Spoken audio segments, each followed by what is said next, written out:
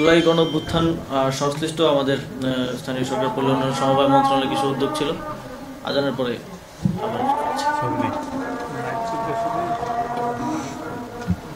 আমরা কিছু বিশেষ উদ্যোগ গ্রহণ করেছি। আপনারা দেখেছেন যে আমরা এবার আমাদের সুলতানি আমলের যে ঐতিহ্য এই অঞ্চলের, সেই ঐতিহ্য অনুযায়ী এবার ঈদ মিছিল আয়োজন করেছিলাম ঢাকার মানুষজনের জন্য। সামনের দিনও এগুলো আরো বড় পরিসরে সারা দেশে আয়োজন করার ব্যাপারে আমরা সিদ্ধান্ত নিয়েছি।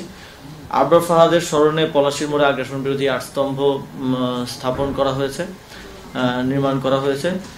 শিক্ষার হারে পিছিয়ে থাকা 11টি জেলার 44টি উপজেলায় লাইব্রেরি স্থাপন করা হয়েছে। আপনারা জানেন যে আমরা অতি অল্প সময়ের মধ্যে কাজ সম্পন্ন করেছি লাইব্রেরিগুলোর।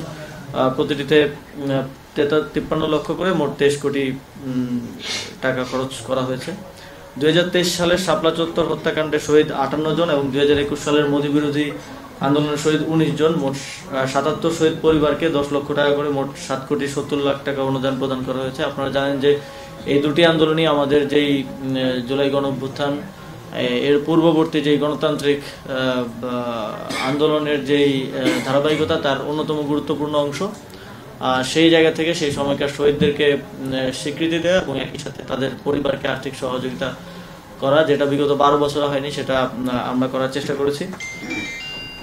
জুলাই গণঅভ্যুত্থান সংশ্লিষ্ট আমাদের স্থানীয় সরকার পল্লী উন্নয়ন সমবায় মন্ত্রণালয়ের কিছু উদ্যোগ ছিল। আজানের পরে